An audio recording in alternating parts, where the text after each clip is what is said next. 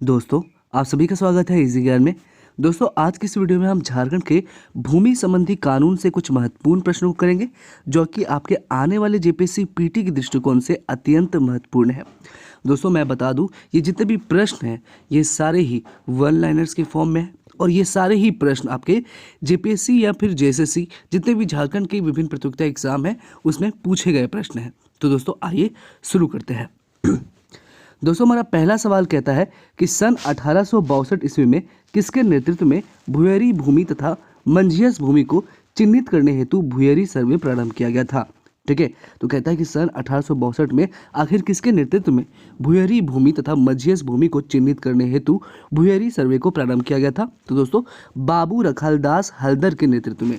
ठीक है, बाबू रखालदास हल्दर के नेतृत्व में ही 1862 में भुयरी भूमि तथा मंझियस भूमि को चिन्हित करने हेतु भुयरी सर्वे प्रारंभ किया गया था।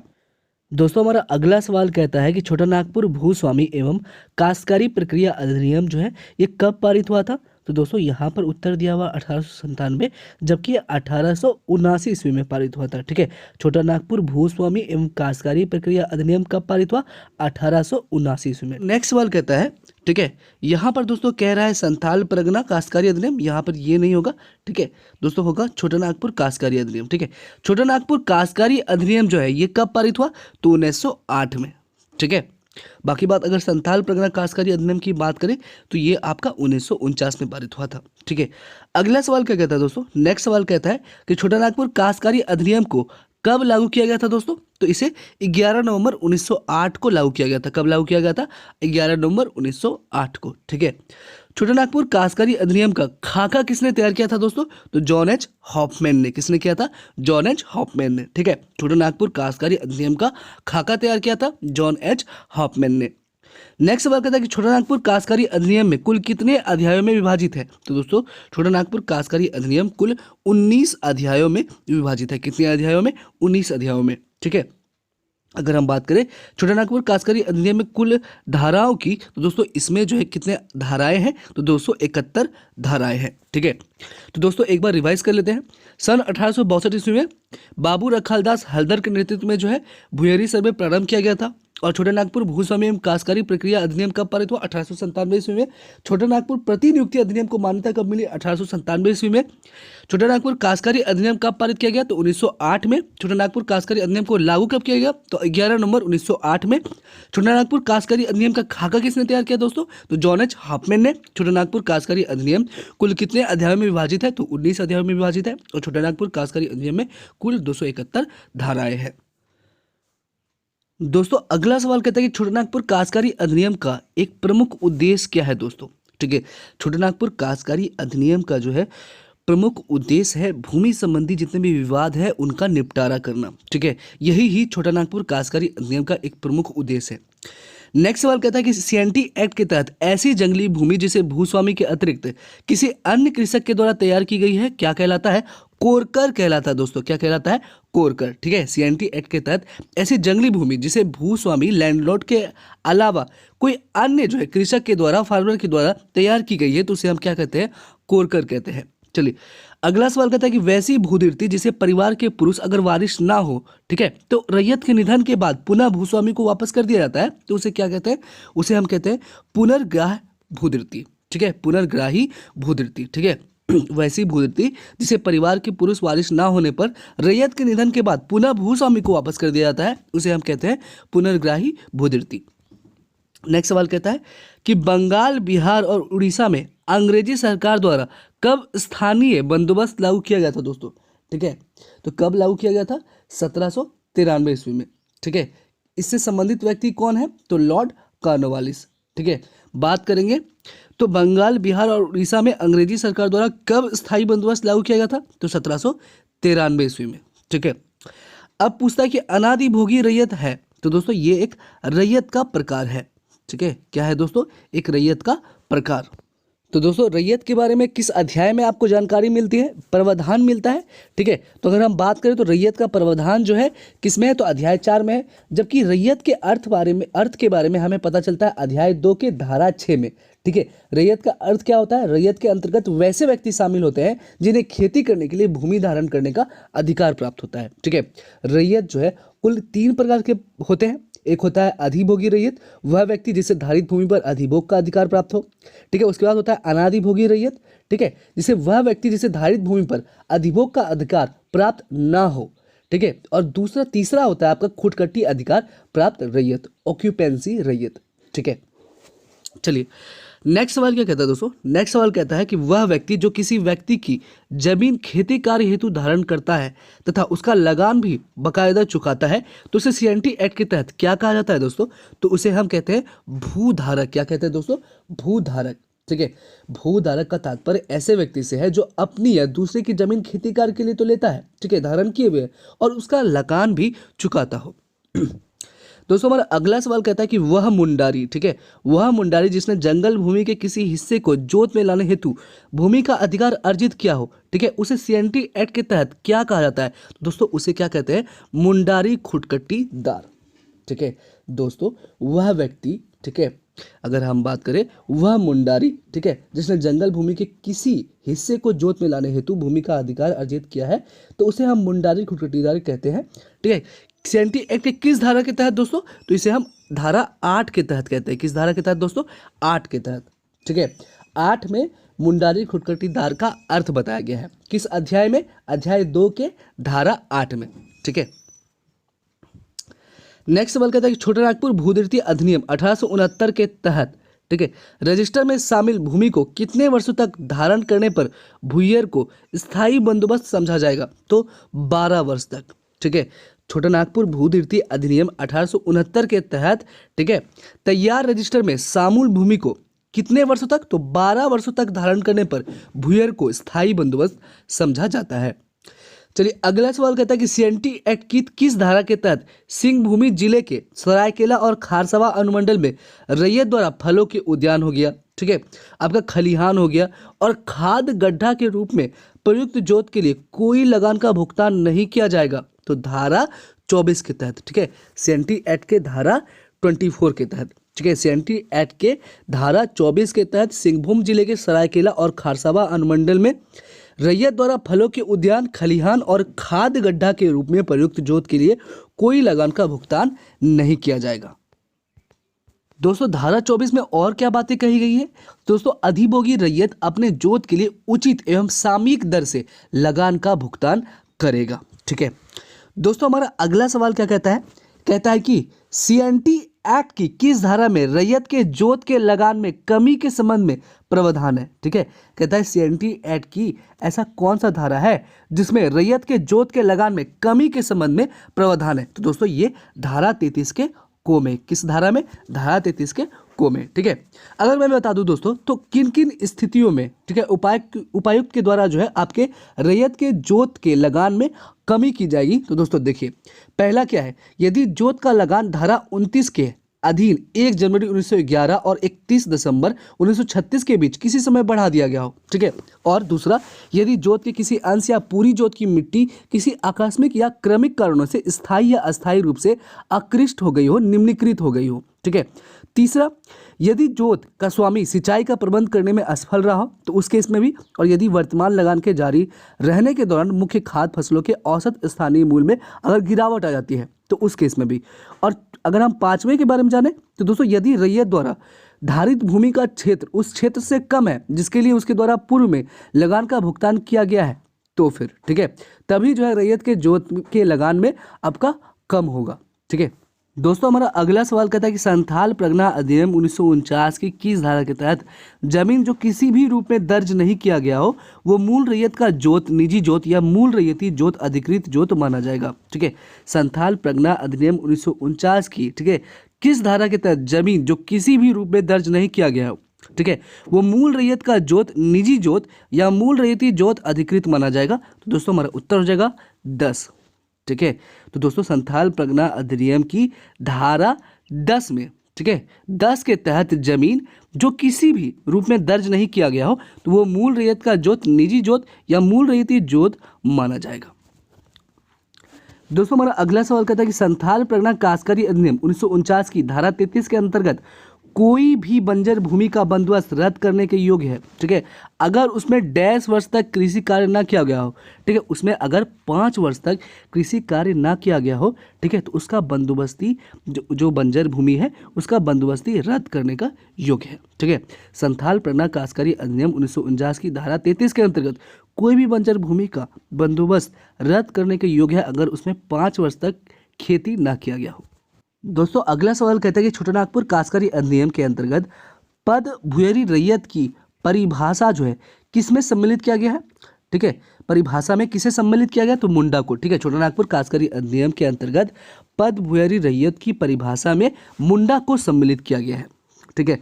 अगला सवाल कहता है कि संथाल परगना काश्तकारी अधिनियम 1949 के तहत खास गांव के तात्पर्य एक ऐसे गांव से है जहां दोस्तों ना तो मूल रैयत हो और ना ही मुखिया हो, ठीक है। संथाल परगना काश्तकारी अधिनियम 1949 के तहत खास गांव के तात्पर्य एक ऐसे गांव से है जहां ना तो मूल रैयत हो और ना ही मुखिया हो। चलिए अगला सवाल कहता है कि छोटानागपुर काश्तकारी अधिनियम 1908 की किस धारा के तहत अनुसूचित जनजाति, पिछड़ा वर्ग, अनुसूचित जाति भूमि के हस्तांतरण पर प्रतिबंध प्रदान की गई है, तो दोस्तों किस धारा के तहत, तो धारा 46 के तहत, ठीक है। छोटानागपुर काश्तकारी अधिनियम 1908 की धारा 46 के तहत अनुसूचित जनजाति, जो पिछड़ा वर्ग, ठीक है, अनुसूचित जाति भूमि के हस्तांतरण पर प्रतिबंध प्रदान की गई है। नेक्स्ट सवाल कहता है कि धारा 46 के तहत बेदखली के समय डैश वर्ष है, कितना वर्ष है जिसके तहत इस अवधि की समाप्ति के बाद प्रतिकूल कब्जे में रही भूमि का हस्तांतरण परिपूर्ण होगा, ठीक है, कितना, 12 वर्ष, ठीक है। धारा 46 के तहत बेदखली के समय 12 वर्ष है जिसके तहत इस अवधि के समाप्ति के बाद प्रतिकूल कब्जे में रही भूमि का हस्तांतरण परिपूर्ण होगा। चलिए नेक्स्ट सवाल कहता है कि हील असेंबली प्लान जो है, ठीक है, याद रखेंगे, हील असेंबली प्लान जो है किसके द्वारा आदिवासी उन्नति के लिए किया गया था, तो किसके द्वारा दोस्तों, क्लीवलैंड के द्वारा, ठीक है, किसके द्वारा दोस्तों, क्लीवलैंड के द्वारा, ठीक है। हील असेंबली प्लान जो है किसके द्वारा, तो क्लीवलैंड के द्वारा आदिवासी उन्नति के लिए किया गया था। नेक्स्ट सवाल कहता है संथाल परगना काश्तकारी अधिनियम 1949 के तहत गांव के मुखिया का पद है अहस्तांतरणीय, ठीक है। संथाल परगना काश्तकारी अधिनियम 1949 के तहत गांव के मुखिया का पद है अहस्तांतरणीय।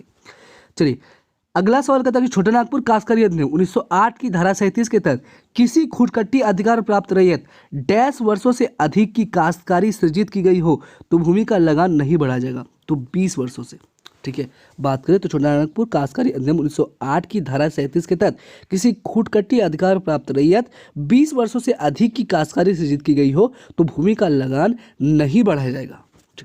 दोस्तों हमारा अगला सवाल कहता है कि छोटानागपुर काश्तकारी अधिनियम 1908 की धारा 46 के तहत किसी रैयत द्वारा अधिकतम कितनी अवधि के लिए अपनी जोत या उसके किसी भाग का अंतरण किया जा सकता है, तो दोस्तों 5 वर्षों, ठीक है। बात करें तो छोटानागपुर काश्तकारी अधिनियम 1908 की धारा 46 के तहत किसी रैयत द्वारा अधिकतम 5 वर्ष अवधि के लिए अपनी जोत या उसके किसी भाग का अंतरण किया जा सकता है।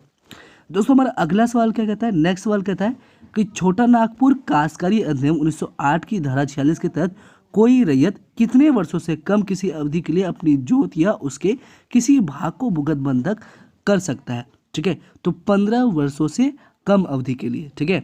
छोटानागपुर काश्तकारी अधिनियम 1908 की धारा 46 के तहत कोई रैयत 15 वर्षों से कम अवधि के लिए भी अपना जोत या उसके किसी भाग को भुगत बंधक कर सकता है, ठीक है। कितने वर्ष की अवधि के लिए, 15 वर्ष से कम अवधि के लिए। चलिए नेक्स्ट सवाल कहता है कि छोटानागपुर काश्तकारी अधिनियम 1908 की किस धारा के तहत किसी न्यायालय द्वारा किसी रैयत के जोत के विक्रय हेतु कोई आदेश पारित नहीं किया जाएगा, तो धारा 47 के तहत, ठीक है। छोटानागपुर काश्तकारी अधिनियम 1908 की धारा 47 के तहत किसी न्यायालय द्वारा किसी रैयत के जोत के विक्रय हेतु कोई आदेश पारित नहीं किया जाएगा। नेक्स्ट सवाल कहता है कि छोटानागपुर काश्तकारी अधिनियम 1908 की धारा 53 के तहत निम्न में से किस रीति से लगान का भुगतान किया जाएगा, तो दोस्तों माल कचहरी में या डाक मुद्रा देश द्वारा, ठीक है। छोटानागपुर काश्तकारी अधिनियम 1908 की धारा 53 से याद रखेंगे हम, ठीक है, माल कचहरी में डाक या मुद्रा देश द्वारा जो है इसी रीति से लगान का भुगतान किया जाएगा, ठीक है। नेक्स्ट सवाल कहता है कि छोटानागपुर काश्तकारी अधिनियम 1908 की धारा 58 के तहत बकाया लगान पर अधिकतम कितने प्रतिशत वार्षिक की दर से साधारण ब्याज जो है प्रभावित किया जाएगा, तो दोस्तों 6.25%, 6.25%, 6.25% की। ठीक है, तो याद रखेंगे छोटा नागपुर काश्तकारी अधिनियम 1908 की धारा 58 के तहत, ठीक है, बकाया लगान पर अधिकतम 6.25% वार्षिक की दर से साधारण ब्याज प्रभावित किया जा सकता है। नेक्स्ट सवाल कहता है कि छोटा नागपुर काश्तकारी अधिनियम 1908 की किस धारा के तहत किसी भूस्वामी द्वारा काश्तकार से लगान के अतिरिक्त अवैध रकम वसूलने पर दंड का प्रावधान किया जाएगा? तो धारा 63 के तहत। ठीक है, धारा 63 क्या कहती है? कहती है कि अगर किसी भूस्वामी द्वारा काश्तकार से लगान के अतिरिक्त अवैध रकम वसूला जाता है तो उसे दंड मिलेगा। ठीक है, और दंड का प्रावधान किया गया है किस धारा में? धारा 63 में, 78 के धारा 63 में। दोस्तों अगला सवाल कहता है कि छोटा नागपुर काश्तकारी अधिनियम 1908 की किस धारा के तहत राज्य सरकार को किसी बंजर भूमि को बंदोबस्त कर सकता है वो? तो दोस्तों धारा 63 के तहत। ठीक है, राज्य सरकार जो है किसी भी बंजर भूमि को बंदोबस्त कर सकता है। ठीक है, 63 क्या कहता है कि अगर भूस्वामी जो है आपसे किसी काश्तकार से लगान के अतिरिक्त अवैध रकम वसूलता है तो उसे दंड का प्रावधान किया जाएगा, जबकि 63 को कहता है कि राज्य सरकार जो है किसी भी बंजर भूमि को बंदोबस्त कर सकता है। नेक्स्ट सवाल कहता है कि छोटा नागपुर काश्तकारी अधिनियम 1908 के तहत कोरकर का क्या तात्पर्य है? तो दोस्तों कोरकर का तात्पर्य है कोरकर तैयार की गई भूमि। कोरकर तैयार की गई भूमि को ही हम क्या कहते हैं? कोरकर कहते हैं। ठीक है, अगला सवाल कहता है कि छोटा नागपुर काश्तकारी अधिनियम 1908 की किस धारा के अंतर्गत उपायुक्त के आदेश से भूमि को कोरकर में परिवर्तन किया जा सकता है? ठीक है, छोटा नागपुर काश्तकारी अधिनियम 1908 की किस धारा के अंतर्गत उपायुक्त के आदेश से भूमि को कोरकर में परिवर्तन किया जा सकता है? तो धारा 64 के। ठीक है, ठीक है, धारा 64 के अंतर्गत ही, ठीक है, उपायुक्त के आदेश से भूमि को कोरकर में परिवर्तन किया जा सकता है। नेक्स्ट सवाल कहता है कि छोटा नागपुर काश्तकारी अधिनियम 1908 की धारा 67 के के तहत कोरकर में परिवर्तित किसी भूमि पर कितने वर्षों तक लगान देय नहीं होगा? ठीक है, तो धारा 67 के तहत यह 4 वर्षों तक, ठीक है, बात करें तो दोस्तों 4 वर्षों तक इसमें लगान देय नहीं होगा। छोटा नागपुर काश्तकारी अधिनियम 1908 की धारा 67 के तहत कोरकर में परिवर्तित किसी भूमि पर 4 वर्षों तक लगान देय नहीं होगा। दोस्तों हमारा अगला सवाल कहता है कि छोटा नागपुर काश्तकारी अधिनियम 1908 की किस धारा के तहत राज्य सरकार भूस्वामी, काश्तकार या अन्य व्यक्तियों के बीच जल के उपयोग या बहाव से संबंधित विवादों का समाधान करने तथा उसका सर्वेक्षण करने का आदेश राजस्व अधिकारी को दे सकता है? तो धारा 82 के तहत। ठीक है, धारा 82 के तहत। ठीक है, छोटा नागपुर काश्तकारी अधिनियम 1908 की धारा 82 के तहत राज्य सरकार भूस्वामी, काश्तकारों या अन्य व्यक्तियों के बीच जल के उपयोग या बहाव से संबंधित विवादों का समाधान करने तथा उसका सर्वेक्षण करने का आदेश जो है किसे दे सकता है? राजस्व अधिकारी को। नेक्स्ट सवाल क्या कहता है दोस्तों? नेक्स्ट सवाल कहता है कि छोटा नागपुर काश्तकारी अधिनियम 1908 की किस धारा में भूस्वामी की विशेषाधिकार युक्त भूमि की परिभाषा दी गई है? छोटा नागपुर काश्तकारी अधिनियम 1908 की धारा 118 में, ठीक है, किस धारा में? धारा 118 में भूस्वामी की विशेषाधिकार युक्त भूमि की परिभाषा दी गई है। तो विशेषाधिकार युक्त भूमि से याद रखेंगे धारा 118, धारा 118।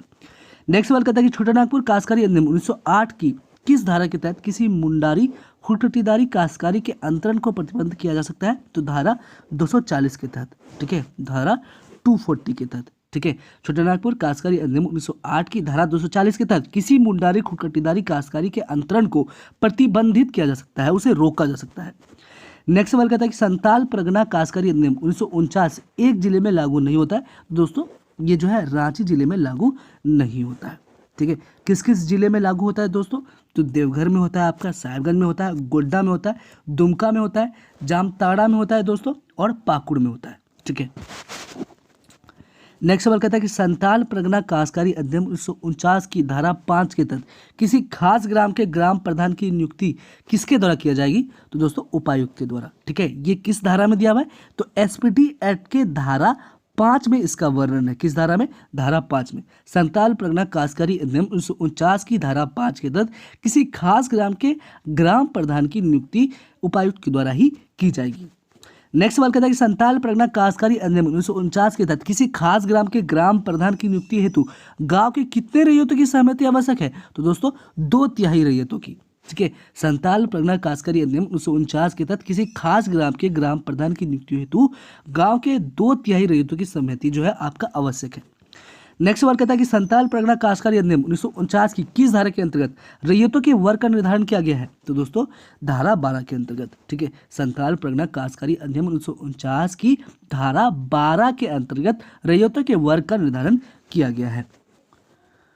दोस्तों यहाँ पे थोड़ा सा आपको क्लियर तरीके से नहीं दिख रहा होगा, फिर भी मैं इसे अच्छे तरीके से पढ़ दूंगा। ठीक है दोस्तों, अगला सवाल कहता है कि संथाल परगना काश्तकारी अधिनियम 1949 की किस धारा के तहत किसी रैयत को, ठीक है, कहता है संथाल परगना काश्तकारी अधिनियम 1949 की किस धारा के तहत किसी रैयत को अपने घरेलू या कृषि संबंधी प्रयोजनों के लिए अपने जोत में बिना किसी प्रभार के, ठीक है, ईंट व खपड़े बनाने का अधिकार होगा। तो धारा 15 के तहत, किस धारा के तहत दोस्तों? धारा 15 के तहत। ठीक है, संथाल परगना काश्तकारी अधिनियम 1949 की धारा 15 के तहत किसी रैयत को अपने घरेलू या कृषि संबंधी प्रयोजनों के लिए अपने जोत में बिना किसी प्रभाव के, ठीक है, किसी प्रभार के ईंट व खपड़े बनाने का अधिकार होगा। ठीक है, अपने जोत में। तो ये कौन सा धारा हमें अनुमति देता है? तो एसपीटी एक्ट के धारा 15 से। नेक्स्ट सवाल कहता है कि संथाल परगना काश्तकारी अधिनियम 1949 की किस धारा के तहत किसी रैयत को अपने निजी जोत पर वृक्ष लगाने, उसे काटने तथा उसका उपयोग करने का अधिकार होगा? तो धारा 17 में। ठीक है, संथाल परगना काश्तकारी अधिनियम 1949 की धारा 17 के तहत किसी रैयत को अपने निजी जोत पर वृक्ष लगाने, ठीक है, अपने निजी जोत पर पेड़ लगाने, गाछ लगाने और उसे काटने तथा उसका उपयोग करने का अधिकार होगा। ये एसपीटी एक्ट का धारा 17 देता है अधिकार। नेक्स्ट सवाल कहता है कि संथाल परगना काश्तकारी अधिनियम 1949 की किस धारा के तहत रैयती भूमि का विनिमय किया जा सकता है? ठीक है, रैयती भूमि का विनिमय करेंगे आप एसपीटी एक्ट के धारा 20 के तहत। ठीक है, संथाल परगना काश्तकारी अधिनियम 1949 की धारा 20 के तहत रैयती भूमि का विनिमय किया जा सकता है। नेक्स्ट सवाल कहता है कि संथाल परगना काश्तकारी अधिनियम 1949 की किस धारा के तहत किसी बंजर भूमि की बंदोबस्ती किया जाने का प्रावधान है? तो धारा 27 के तहत दोस्तों, एसपीटी एक्ट के धारा 27 के तहत। ठीक है, तो दोस्तों किसी भी बंजर भूमि का बंदोबस्त किए जाने का प्रावधान है धारा 27 में। एसपीटी एक्ट के धारा 27 में किसी बंजर भूमि की बंदोबस्ती किए जाने का प्रावधान है।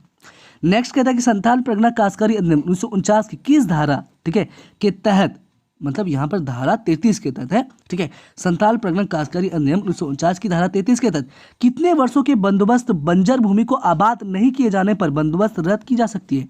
तो 5 वर्ष तक। ठीक है, एसपीटी एक्ट 1949 की धारा 33 के तहत 5 वर्षों के बंदोबस्त बंजर भूमि को आबाद नहीं किए जाने पर बंदोबस्त रद्द की जाएगी।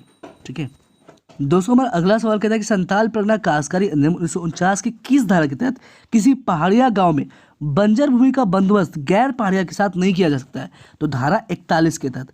ठीक है, धारा 41 एसपीटी एक्ट के धारा 41 में यह बताया गया है। तो इसके तहत जो दोस्तों किसी पहाड़िया गांव में बंजर भूमि का बंदोबस्त जो है ये गैर पहाड़िया के साथ नहीं किया जा सकता।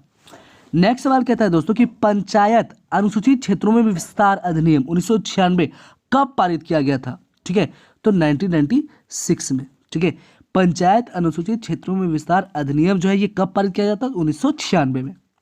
नेक्स्ट सवाल कहता है कि ब्रिटिश सरकार ने किस वर्ष छोटानागपुर काश्तकारी अधिनियम पेश किया था? तो दोस्तों 1908 में। ठीक है, अगला सवाल कहता है कि झारखंड पंचायती राज अधिनियम 2001 को पंचायत राज में महिलाओं के लिए आरक्षण की कितनी प्रतिशत प्रदान करने में संशोधन किया था? तो 50%। ठीक है, झारखंड पंचायती राज अधिनियम 2001 को पंचायत राज में महिलाओं के लिए आरक्षण की 50% प्रदान करने के लिए संशोधन किया था। आखिरी सवाल कहता है कि छोटानागपुर में विल्किंसन कानून जो है, विल्किंसन रूल जो है ये कब लागू हुआ था? तो 1834 में। ठीक है, तो ये था दोस्तों सीएनटी एक्ट और एसपीटी एक्ट के जितने भी महत्वपूर्ण प्रश्न हैं जो कि विभिन्न प्रतियोगिता एग्जाम में पूछे गए प्रश्न है। ठीक है, तो मिलते हैं दोस्तों नेक्स्ट वीडियो में। एग्जाम से पहले जितने भी टॉपिक है मैं सारे ही टॉपिक के जितने भी प्रीवियस ईयर में क्वेश्चन पूछे गए मैं सारे ही कवर कर